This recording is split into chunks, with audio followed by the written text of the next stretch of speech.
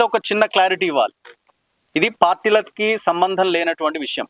సరే, ఈ పార్టీలో కొంతమంది నాయకులు, ఆ పార్టీలో కొంతమంది నాయకులు ఉండొచ్చు, పోటీ చేసే వాళ్ళకి పార్టీతో కొంత అంటుండొచ్చు, మాట్లాడుతున్న వాళ్ళకి ఊరి వాళ్ళకి పార్టీతో అంటుండొచ్చు. కానీ మేము ఒక పార్టీని చూసో ఒక నాయకుని చూసో మేము రాలే.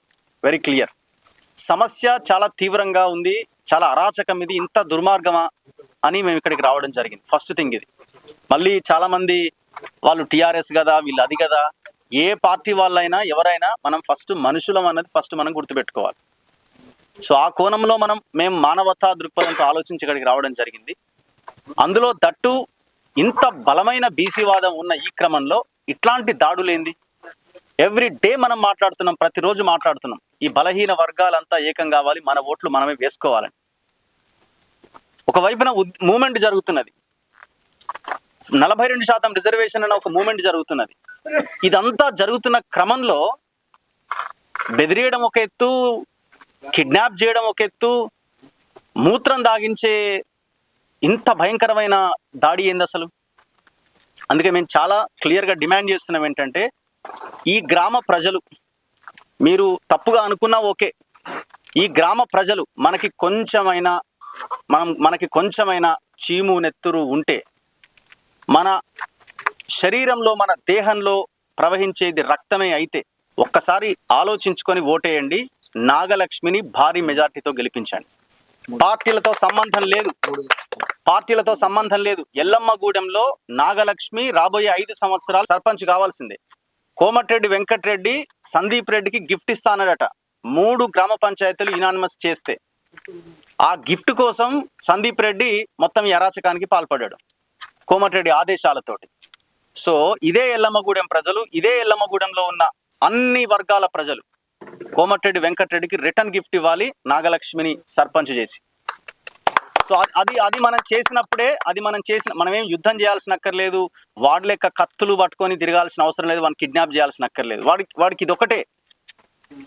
ఇక్కడ కూడా అదే సందీప్ రెడ్డి వర్గం, అదే రెడ్డి వర్గానికి సంబంధించిన ప్రజలు కూడా ఇక్కడ ఉండొచ్చు. ఒక్కసారి ఆలోచించండి. ఈ సందీప్ రెడ్డి అనేటైన, ఈ వెంకటరెడ్డి అనేటైన, ఇంకోడు వీళ్ళంతా ఎవరిని చంపారు? అదే మీ రెడ్డి కులానికి వర్గానికి సంబంధించిన సర్పంచ్ భర్తను చంపారు. అంటే ఇక్కడ చంపడంలో, పదవుల విషయంలో, కొట్లాటల్లో కులాలు ఇవన్నీ ఉండవు. వాడి పదవి కోసం వాడు మనవాడిని చంపుతాడు, ఇంట్లో వాడిని చంపుతాడు. మరి ఇదే వర్గానికి చెందిన బిడ్డను కూడా చంపిండు కదా. ఇట్లాంటి వాడు సర్పంచ్ అయితే మీ ఊరు ప్రశాంతంగా ఉంటుందా? అరాచకాలకు ఇంకా పెరిగిపోతాయా? ఒక్కసారి ఆలోచించుకోండి. మొన్న విజయారెడ్డి భర్తకు వచ్చింది చావు. ఇవాళ యాదగిరికి వచ్చేది, రేపు నీ కుటుంబం దగ్గరికే వస్తుంది. ఆలోచించుకొని నిర్ణయించుకొని, సో దయచేసి నాగలక్ష్మిని భారీ మెజార్టీతో గెలిపించండి. తెలంగాణలో 12,000 గ్రామ పంచాయతీలు ఒక ఎత్తు, నల్గొండ మండలం, నల్గొండ మండలం, తిప్పర్తి మండలం, నల్గొండ జిల్లా తిప్పర్తి మండలం, ఎల్లమ్మగూడెం గ్రామ పంచాయతీ ఒక ఎత్తు. సో దయచేసి ఆలోచించి నిర్ణయం తీసుకోండి. ఇంకొక డిమాండ్ చాలా క్లియర్గా మేము పెడుతున్నాం ఏంటంటే, కోమటిరెడ్డి వెంకటరెడ్డిని తక్షణమే బర్తరఫ్ చేయాలి. నేను అనుకుంటున్నా ఆయన జర డోస్ ఎక్కువైతున్నట్టు అనిపిస్తున్నది. మంది ఎక్కువైతుందా ఏమవుతున్నదో, ఆ మంది ఎక్కువైన దాంట్లో భాగంగా ఈ మాటలు మాట్లాడుతున్నాడు. మొన్న పున్న కైలాష్ డిసిసి అధ్యక్షుడైతే ఓర్వలేకపోయిండు, డైజెస్ట్ కాక ఇది చేసిండు. చెరకు సుధాకర్ని ఇబ్బంది పెట్టి ఆయన పార్టీ ఇష్టం లేకపోయినా మార్చే ప్రయత్నం చేసిండు. ఎంతకాలం భరించాలి ఇంకా నల్గొండ జిల్లాలో, ఉమ్మడి నల్గొండ జిల్లాలో? ఎవడ్రా మీరంతా అని మనం పిడికిలెత్తి నినదించాల్సిన సమయం ఆసన్నమైంది. దయచేసి ఇదే నల్గొండ జిల్లా ఆనుకొని ఉన్న నకరేకల్లో ఆ ఎమ్మెల్యేని పనిచేయనియాడు, తుంగతుర్తిలో ఎమ్మెల్యేని పనిచేయనియాడు, ఆలేరులో ఎమ్మెల్యేని పనిచేయనియాడు. ఆయన వచ్చి కాళ్ళ దగ్గర పడాల.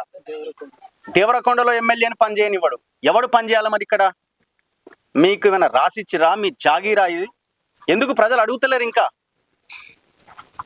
సో మీరు ఓటేసేటప్పుడు కూడా మేము చెప్తున్నాం ఏంటంటే, మీరేం వాడి ముందుకెళ్ళి బ్యాలెట్ వస్తారు కదా. ఎల్లమ్మగూడెం ప్రజలు పరదా సాటుకు పోయే కదా మీరు ఓటేసేది. సో మీరు ఆ పరదా సాటుకెళ్ళి నాగలక్ష్మిని గెలిపించండి. కోమటిరెడ్డి వెంకటరెడ్డిని తక్షణమే మంత్రి పదవి నుంచి బర్తరఫ్ చేయాలి. కోమటిరెడ్డి వెంకటరెడ్డికి ఇందులో ప్రమేయం లేకపోతే తక్షణమే నువ్వు వచ్చి ఏం చేయాలంటే, నాగలక్ష్మికి యునానిమస్గా ఆమెను సర్పంచ్ అయ్యేలాగా నువ్వే ఆమెని సర్పంచ్గా ఏకగ్రీవం చేయాలి. సందీప్ రెడ్డి నా వాడు కాదు, వాడు దొంగ, అది ఇదని చెప్పి ఒక ప్రెస్ మీట్ పెట్టాలి నువ్వు. అది చేసినప్పుడే నువ్వు ఇందులో నీకు పాత్ర లేదని ప్రజలు భావిస్తారు. ఇంతవరకు రెస్పాండ్ కాలేదు, ఎంత అరాచకం. ఇంకొక మూడో పాయింట్, బీసీ సంఘాలు ఉన్నాయి. ఇవాళ 42% బీసీ రిజర్వేషన్ల గురించి మాట్లాడుతున్నారు.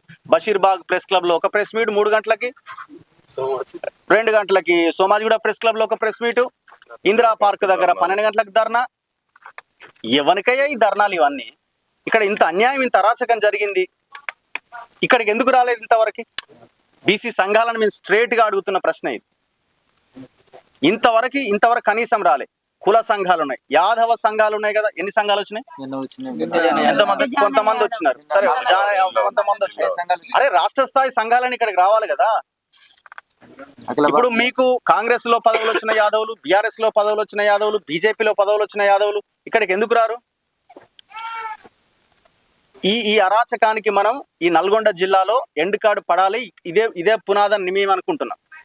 లేకపోతే ఈ జిల్లా మన చేతిలోకి రాదు, వచ్చే అవకాశం కూడా లేదు.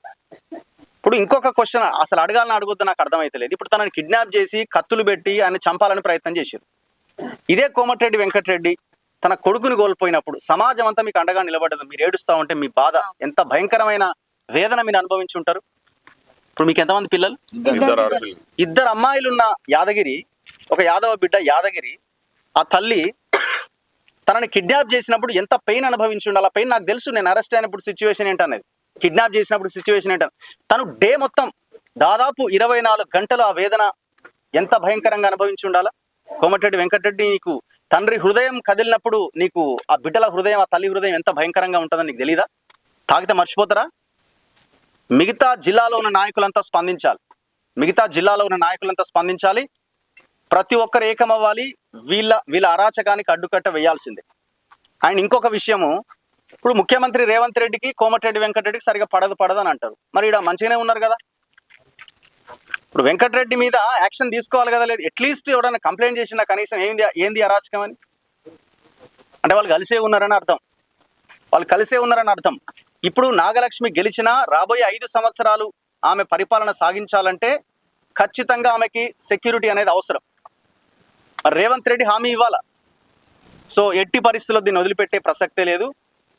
ఎప్పుడు ఆమెకి భరోసా కలుగుతుంది, ఎప్పుడు సమాజానికి భరోసా కలుగుతుంది? ఎల్లమ్మగూడెం ప్రజలు ఏకమై నాగలక్ష్మిని గెలిపించినప్పుడే ఇది కలుగుతుంది.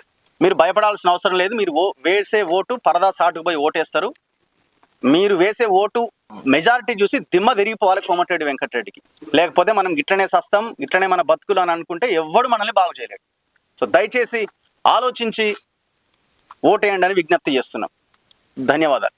లైక్ చేయండి, షేర్ చేయండి, సబ్స్క్రైబ్ చేయండి. మరిన్ని వీడియోల కోసం బెల్ సింబల్ పై క్లిక్ చేయండి.